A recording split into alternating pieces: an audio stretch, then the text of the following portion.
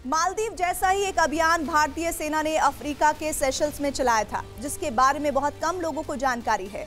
वहां भी संकट मालदीव जैसा ही था। सेशल्स में भी तख्ता पलट की तैयारी पूरी हो चुकी थी। जिसकी भनक लगी तो भारत ने सेशल्स से दोस्ती निभाने के लिए जो किया, उसी बेमिसाल अनसुने ऑपरेशन की कहानी देखिए टेली सीरीज का ये एपिसोड पुष्पित ब्लू वाटर हीरोज। 25 नवंबर 1981, माहे airport, Victoria, Seychelles.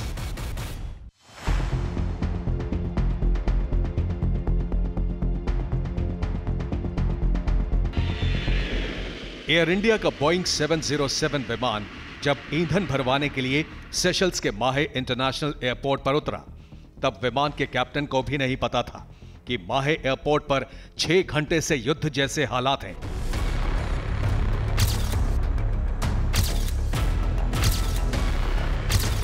Air India का विमान जिम्बाब्वे की राजधानी हरारे से मुंबई की उड़ान पर था। जिम्बाब्वे का नाम तब रोडेशिया हुआ करता था और हरारे का नाम था सैलिसबरी। माहे एयरपोर्ट पर एयर इंडिया के विमान की लैंडिंग की मंजूरी भी हथियारबंद लड़ाकों ने ही दी थी।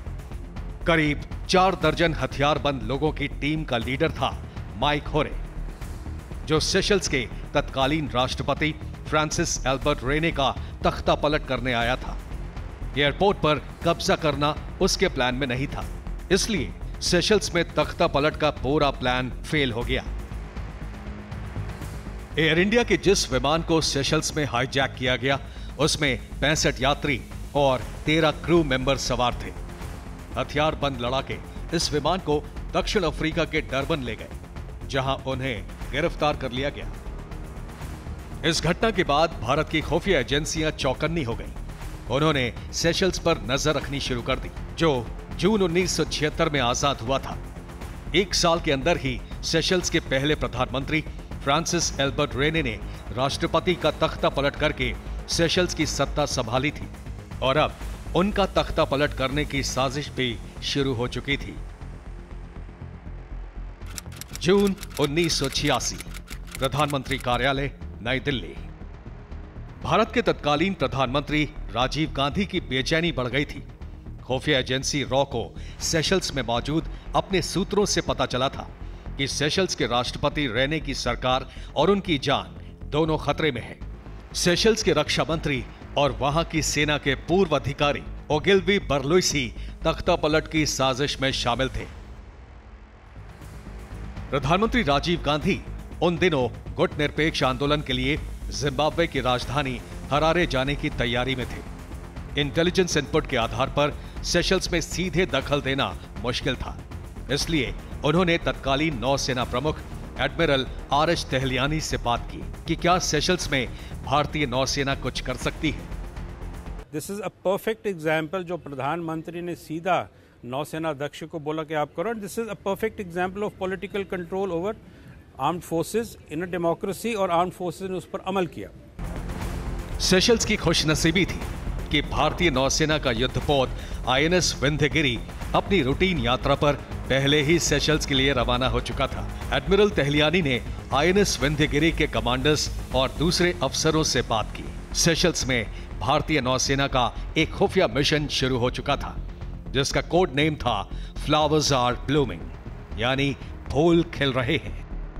आईएनएस विंध्यगिरी जो था वो 12 दिन तक रहा सेशल्स में, और इसी बहाने रोज वो अपने बंदूक को ट्रेन करता था। अब 4.5 इंच मेन गन थी, सीकिंग हेलीकॉप्टर था, जैसे मैंने ये पहना हुआ, ये वाला जहाज था।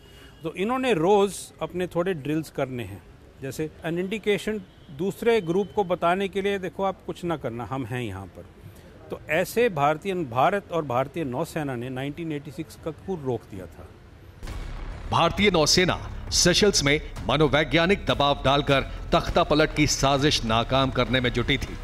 दूसरी ओर भारतीय खुफिया एजेंसियां भी सक्रिय थी। सेशल्स में चल रही साजिशों के बीच ही वहां के राष्ट्रपति रेने गुट निरपेक्ष आंदोलन में हिस्सा लेने पहुंचे।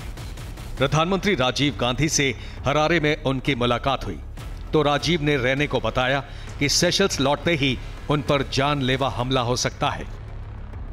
यह तय किया गया कि राष्ट्रपति रेने को उनके विमान के बजाय भारत के पीएम के विमान से सेशल्स रवाना किया जाए।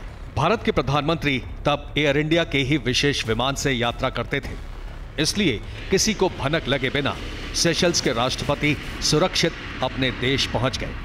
उन्हें हवाई अड्डे से सीधे भारत के उच्चायुक्त के आवास भेजा गया। इसी बीच आईएनएस विंध्यगिरी पर तैनात नौसेना के जवानों और अधिकारियों का माइंड गेम असर दिखाने लगा। भारतीय नौसेना की मौजूदगी भर से सेशल्स के विद्रोहियों के हौसले पस्त हो गए। उन्होंने तख्ता पलट का अपना इरादा छोड़ दिया।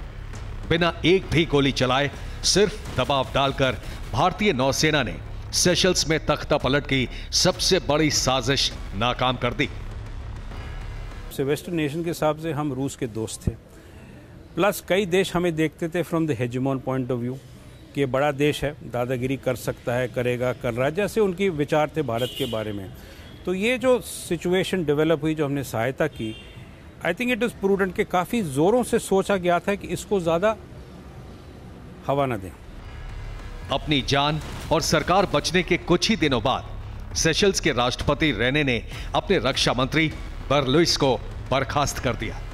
उसके बाद 18 साल तक सेशल्स में रेने की सत्ता को किसी ने चुनौती देने की हिम्मत नहीं दिखाई।